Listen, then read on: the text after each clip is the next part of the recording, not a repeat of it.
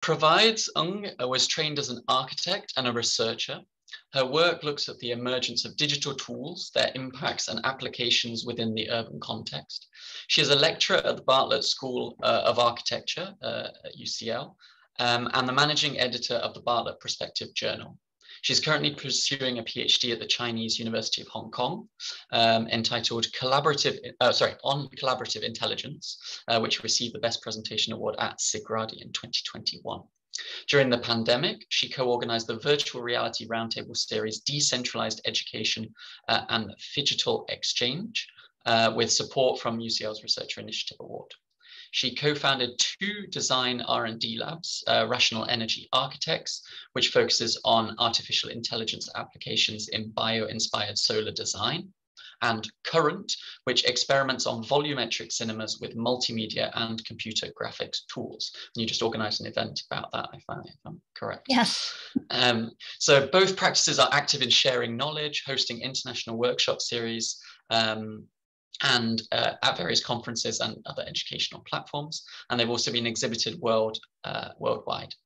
Was also an alumnus of the Strelka Institute, run by Benjamin Bratton, one of our keynotes from yesterday, and at the Stadelschule Architecture School in Frankfurt. Today, she's presenting a talk entitled Universal Basic Service, Scalability of CFHT and Dou. Over to you, Provides. Thank you. Yeah, thank you so much. I guess I should make it clear that I'm actually the maternity cover for the Perspective Journal. And actually, I've also changed a little bit of the title so I can have a more rigid theoretical framework. Okay, it's showing the right screen, right? Okay. Yes, I can see that. Thank you. I'm Provides. I'm really glad to be at this conference. So thank you, Oliver and Madalena, for organizing it. It's also quite a privilege to be in the same panel as Andrew and Lawrence. They're talking about aesthetics and the speculative tools to provide critical review of reality through photography and cinematology. So I'm a bit on the other end of the spectrum of universalism, and hopefully can contribute to the richness of the picture. So I'll be sharing some preliminary thoughts on universal basic service.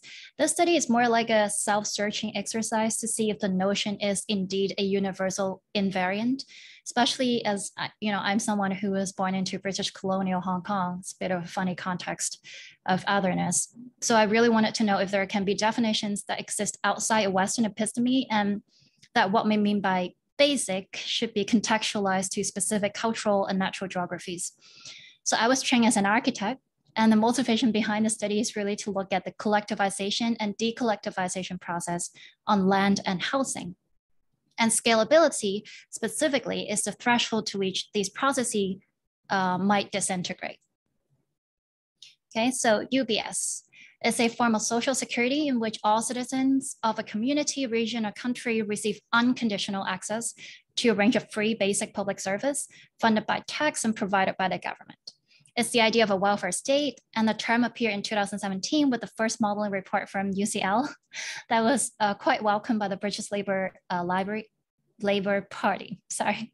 And that's kind of what it looks like. We have healthcare, education, democracy, shelter, food, transport, and information. So as a Chinese, this inspired me and provoked me to think about my own cultural context. And that if UBS means or weights the same to everyone across territories and at all times. And this is actually a very popular proverb, 衣食住行. It means clothing, food, housing, and transportation, what the CFHT was about. It's so basic that we probably don't even think twice when referring to it. And it seems to be describing the basic material need to necessitate and sustain everyday life. But is it really that tangible? In philosophy or in Western philosophy, the more fundamental an idea, the more depth or diversity you can probably get out of its connotation. That's why I started asking myself, why do they put clothing first? It doesn't make sense, right? So I had to go back to history, actually more than 2,000 years of history. Now it's a cliche that Chinese has a long history, but yeah. I went back to the ancient texts, and it was very difficult to understand. I tried my best. So clothing in ancient Confucian thinking has a connotation in rights and social structure. So rights might be quite performative today and has everything to do with religion. But actually at the time, the performative quality is actually what constitute collectivity through everyday practice. So a synchronized moral standard from material to intangible. There's not enough time to go into, but I just show one example, which is called 官子配友. It's like a gentleman pairing with one's jade. So basically, when you wear the jade, when you walk, you have to master the rhythm in order to make the jade sound right. So in this, it sort of symbolizes that the everyday practice of a gentleman with virtue is one who always makes sure that they're doing the right thing and is righteous. So it's recorded in a book of rights about social and personal benevolence, righteousness, and morality. Now, of course, many would say that ancient thinking doesn't really suit contemporary concerns. If people are dying from lack of food, who cares about walking properly, right? And this is why some modern theorists would go from CFHT to FCHT, meaning food first and everything else. And for instance, in Chinese medicine, it is a practice of the everyday and it's modernized through the science of the body within a cosmological environment. So we have the lunar terms and the solar terms, and this chart is what we should be doing during the spring terms. For instance, we will just talk about food. It says here that we should be eating something that warms and nurtures the stomach and spleen, and then we should be eating something only seasonal. So basic service is suddenly not just about spatial, but also the time domain. And the body of knowledge is not so basic because I don't even recognize half the vegetable shown here as just asparagus. I recognize asparagus. So the knowledge body, I suddenly realized that inherit from supposedly my culture, which has survived as one of the largest and oldest agricultural civilization. It teaches us to respect the cycle of cosmos, because if you farm, obviously you need to respect cosmos. And also one last example is that in Chinese medicine, when they prescribe you medication, it's dependent on where you're from, whether you're from the north or the west or the east, and whether you're close to the sea or you're continental, and also what season it is, as opposed to, Panadol, universal prescription in Western medication. So it's pretty fascinating for me to reflect on this. In Chinese cosmology, we're basically entering into the territory of Tai Chi. So the modeling of system states through yin yang. I mean, I don't have time to go all the way into it, but I just put a bit of keywords that may help us to grasp the connotation that these are actually not dichotomies, it's always dynamic. So this is kind of like a 4D projection on 2D plane that I found. And this diagram can be read as many things. One way is to look at the development cycle in civilization. So yin is the developed and yang is the developing. The yin is the ordered, like the water molecules in cold condition, it's solid. And yang is always expanding and growing, and its energy, it's like boiled water. And such knowledge in Western episteme is entropy, right? So universal basic service is not only to geographies and seasonal domain, it's also development cycle of the context, expanding or steadying, and the services should be varying according to cosmos states, so not just human-centric. So something as simple as providing asparagus to people in spring to the complex system of distributing such resources. This is where we're gonna get at. So land is seen as the mother who provides, and land is the yin in yin-yang, which can be traced back to the Book of I Ching, also partially inspired Leibniz in the binary system. So 坤为地为母 means that yin is the earth, yin is the mother. And thus land becomes the core to the problem we have here, as all of clothing, food, blah, blah, housing is provided by the mother, the land. And the problem of UBS becomes the distribution and management of this finite heterogeneous resources. So this is the plan for the rest of the 20 or so minutes.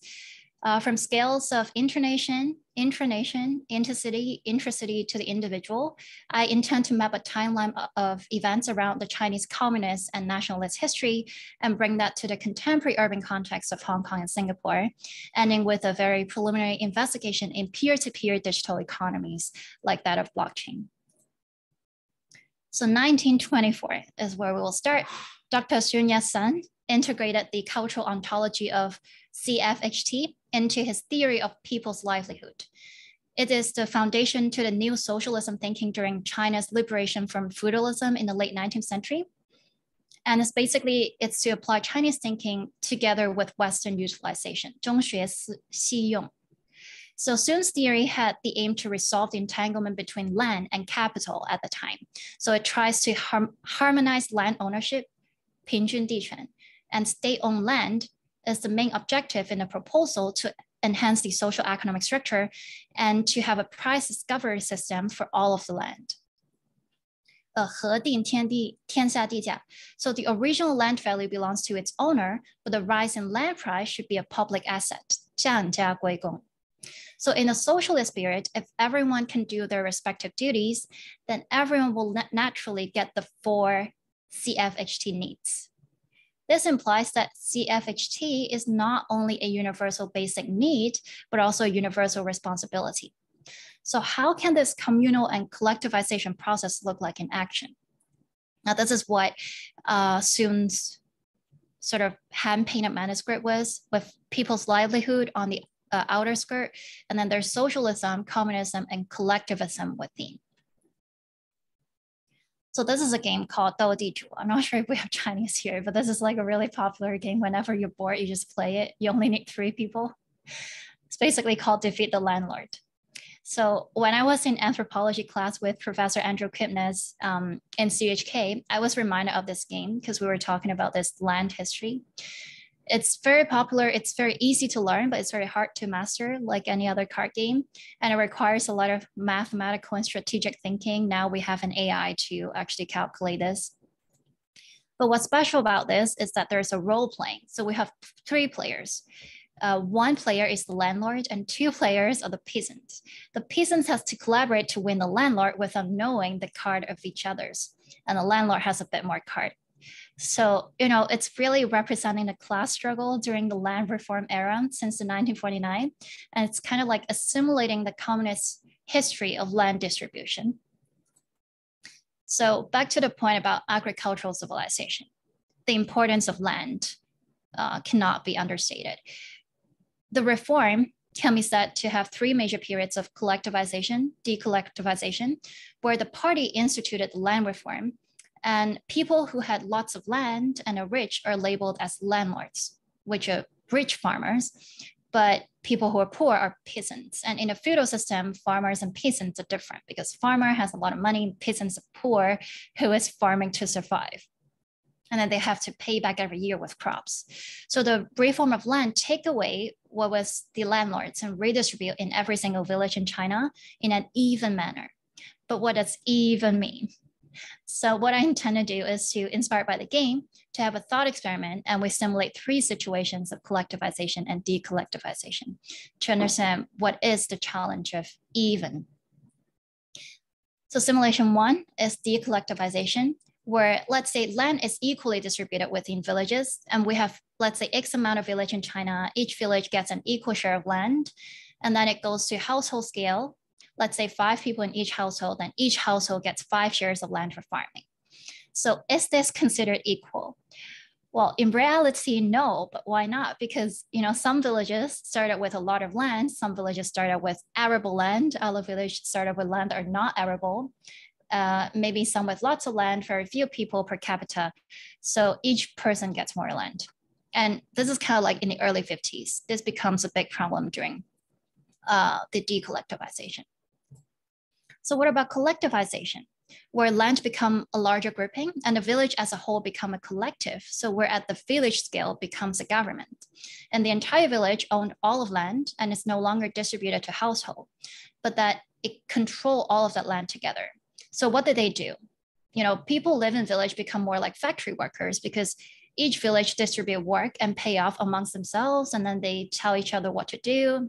He go pick all the wheat, she'll go feed all the pigs. And instead of a day-to-day laboring decided by individual households, it's a collective government to collect harvests and redistribute, blah, blah. And you also begin to have like a work point system to record the agricultural work that you did. And one thing is that it's easy to collect tax in such a system because you can't cheat. So collectivized agricultural structure is similar to, what had happened in 50s and 60s. Now we're back to the game where we drew a condition card, and we have a natural hazard problems and also governance condition because of the scale of governance. And there was a great famine. Maybe half the people died. So now what you have to do, in economic theory, you have to de-collectivize again, because this sort of de-collectivization may help to stimulate productivity. So let's say your village has X amount of land, your household has 5 people, you have 5 shares of the village land. And every year you'll go back to the Central Taxation Bureau. But now we have another problem, because household is actually not a constant concept. We have people who get born, people who die, people who get married and move somewhere, people who go to the city. So the household size change all the time. And how do we keep land even? So what we do is that we will hold back certain portions of land, and then we can give out in future years. And also in farming, you can rotate it so that you don't over extract from land nutrition. And then we would rent that land collectively out before they give that back every year, maybe at Spring Festival, where we usually have these big meetings to redistribute, figure out the population change, and relocate resources according to the scale of the household. So the problem, another problem, of course, people know that their land might be lost in 1 year, so they will not take good care of them. So what about relocate every 5 year, 10 year, 20 year? Maybe people take more care of the land, and that there's some consistency and variability over time. So the problem is how to allocate resources within village, which is not so simply defined. And this is like a really simple thought experiment, right? And we're kind of at the 70s, where we start having this understanding of the small common and the big common, and then we're distributing inter and intra-commons. So we're kind of at the end of the game. I also want to show what was happening in Taiwan. Simultaneously, the land reform policy promoted by the government in the early post-war period is sort of like a continuation of the nationalist communist war in China. So in mainland, the land reform won a major support from peasants. So after the nationalist government got defeated and retreated to Taiwan in 1949, they want to establish a financial foundation to ensure that enough food, resources, and basic services are there to support the huge army, and in order to strengthen the rule, because they just fled there, it was necessary to implement land reform again to eliminate the power of the landlords, and also to gain support of local communities. So the United States was in the picture as well, and they were actively assisting the nationalist government in Taiwan to promote this land reform. And then they came up with 3 major policies. 375 rent reduction, which is to stipulate the rent rate paid by the tenant farmers to the landlord with a maximum of 37.5%. The common land release, which is the release publicly leased arable land to be purchased by existing tenant farmers so they can own it as opposed to renting it. And last is land to the tiller. So the government expropriate private land and rent that to farmers who can't afford to buy it. So here the UBS is anchored on relieving the burden of peasants, ensuring rights of the landlord while moving landlord capital towards industrialization. So from land reform, we go to property redistribution in such a context. So, you know, when we were talking through the game, we scaled across village, and then it's interregional. If we parallel that to urban development, the value of farming is declining. So if you farm a land, each person get, I don't know, like 10,000 yuan a year. So if you farm a land for a household, it's sort of like the same income as a factory worker. But factory wages are going up and the value of farming is going down. So if you're the individual and you compare relative amount of money, not many people really want to farm anymore. It's like a really hard work. So we have the emergence of the consolidators. Consolidators are the people who say, I'll stay behind and farm. I'll farm not just my household, I'll scale it up. I'll rent 20 household worth of land. I'll give you some money. You can work in a city and not worry about the land. So effectively, you have fewer people farming, then you need more land mechanization. On the other hand, you have large corporations, huge businesses coming in. So the problem becomes, who farms? Is it the local consolidators or the large corporates? And you know, if food security is a universal basic service and we have 1.4 billion mouths to feed, and we also have to export worldwide, everywhere around the world, should privatization be dealt with? So you have livability and community. Who gets left behind in villages? What do you do with old people? Is it more men than women? So we have also declining birth rate and increasing aging. So once we scale up the service system, we realize how much problem is in the picture. And when we get at the late 90s and 2000s, farming is becoming a lot easier, right? We have chemical fertilizer, genetic modification, automation. This is more like turning into the intensive farming, like what we have in the States. We have higher level of input and output per unit of arable land. It's easier to govern if we centralize because it will give higher yields and it's easy to collect tax. So is it the end of small scale farming? Within the Chinese context, it's a bit more difficult to do this because agricultural civilization. We have a lot of population in villages and you can't just push everyone out, even though most of them wants to go to the city. So 2001, 180 pages of tentative study on China's rural marketization.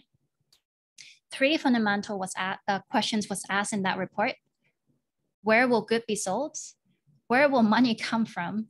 And where will the laborers go? So in Chinese, we call that 三农问题. It's actually the PhD thesis of Chairman Xi. So today you see Taobao Village, which is the high technology platform economy, but actually the history of rural marketization, it's not so hype. It's a problem that's been dealt with in the past 70, 80 years in China, where governance is cascaded from local household to village government to higher level government, and also to look at it as one system. So 70 years after, this is where we started. Poor farmers, 99% who can't read. And now this is where we at. So it's like, I like to show this picture because it's 2 groups of very determined Chinese ready to make a leap of faith. And the first photo captured the moment during the land reform. And the second photo captured the moment during the biggest annual e-commerce shopping festival. And last year they generated 84 billion gross merchandise volume. That's not money, it's volume during 2-week span. So yes, it's a lot. So now we are moving into the contemporary context, in the second half of the presentation, from rural to urban context. This is where I was born into, where I grew up. It's today's challenge, housing crisis, especially in the collectivization, de-collectivization of resources. To the economic perspective, it's not so much about farmlands, right? It's about housing as a derivative of land and a universal basic service. So Hong Kong exemplified the aspect of scaling, and this scale is geographically small, but proportionally is huge because it's one of the highest density cities in the world. And any sort of domestic project is very large scale. So the density blurs the boundary between small common and big common, and the distribution of resources is not just horizontally, but also vertically, going from 2D to 3D. So the figure I'm showing here basically show housing price in the past 40 years from the 80s, before Hong Kong was returned to the returned from British colonial rule. We sort of experienced 3 periods of collectivization and de-collectivization due to several crises, and I've highlighted them in red. 2019 is not really in red, the pandemic, and I'll explain why later. We had 2 main waves of surge. Each surge is 400%. One surge was before the handover, the other is after the handover, and it's still going on. And in the middle, we have 2 global scale financial crises and 1 epidemic, and now we're on the 2nd pandemic. And one thing I'd like to point your attention to is 1997, right? It's the handover year. And as you can see, before that year, we already have a slight housing crisis. But because of the crisis, the price went down. So everybody thought the housing crisis was gone. And it gave the illusion that, the problem is relieved. So what caused this? What happened before the handover?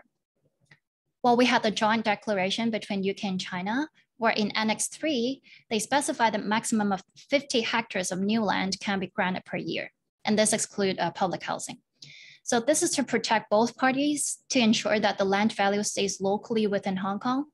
So 50 hectare was the outcome of much evaluation that referenced land sale size in adjacent years, together with the annual expense of the British Hong Kong government at the time. So nonetheless, the release of the news itself actually caused developers to stock up on land because they're scared that they're going to be capped, and has a lateral effect on Hong Kong's Dou. This is our first chief executive, Dou-di-zhu. He came on and he was very determined to provide housing for all, and he came up with the 85,000 policy.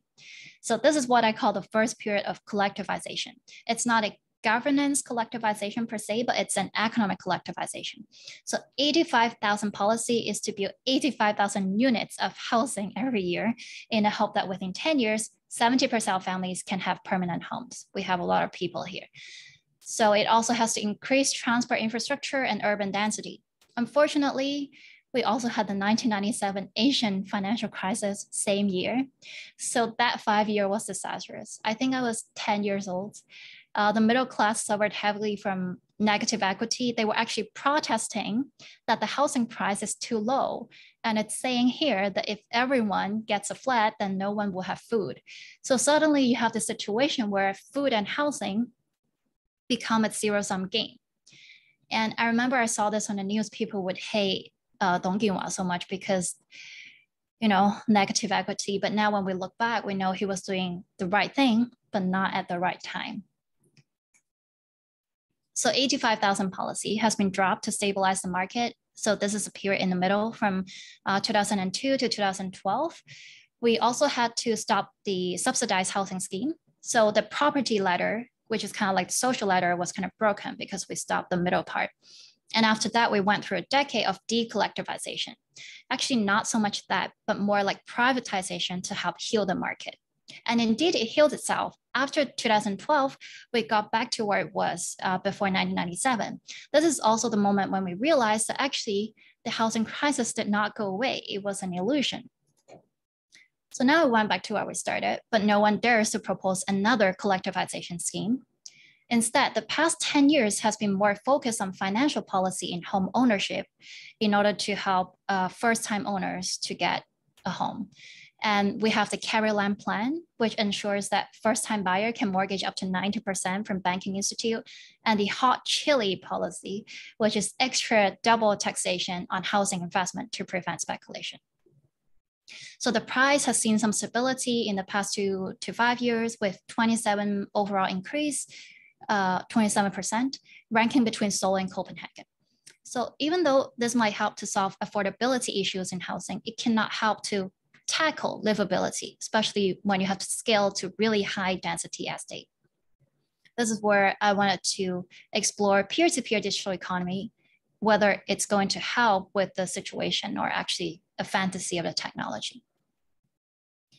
So decentralized autonomous organization. It utilized blockchain technology for crowdfunding and crowdsourcing. It's kind of like a novel tool to execute crowd governance at scale. They did crowdsource like billions of dollars. So that's some sort of scale. And the problem that interests me is whether DAO is collectivization or de-collectivization, because when I really think about it, it's not so simply defined. So blockchain is a distributed ledger technology. It utilizes cryptography and consensus mechanism like proof of work to conceive a trustless economy, which is peer-to-peer. And based on the 2008 Bitcoin white paper, it was said to be an e-cash system. It's collectivizing informal economy that creates economic value, and blockchain becomes the tool to execute a sort of pseudo-governance. But where did blockchain came from? Well, this brings us back to the 2008 global financial crisis, followed by the 2000s dot-com bubble. There was an overall loss in trust in governance, especially after the Lehman Brothers went bankrupt. So people started thinking, if the state Federal Reserve System is essentially a decentralized central bank that has 12 privately chartered financial institutes, why can't we print our own money and govern ourselves? So at the same time, its execution, it's a form of de-collectivization, or more accurately, it's frictionalization, because universal basic service here provided is to withdraw or split. For instance, in the white paper, they specify that if any individual is unhappy with the collective decision of the majority, this individual can at any point split into its own community. So sort of fractionalization becomes a social security, and it's sort of a safety mechanism of scaling up distributed system. I was actually discussing this with Professor Ted Lam the other day, and he asked me this question. Is the novelty of blockchain a sort of structuralism, or is it evolutionary within the development of our economic history? So this is sort of the last part where I wished us to reflect a bit on this. Structuralism thinking.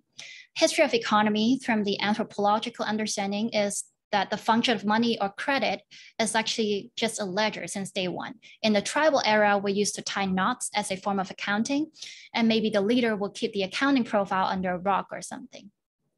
So it's only how we're tying the knots are different, but we're not so different.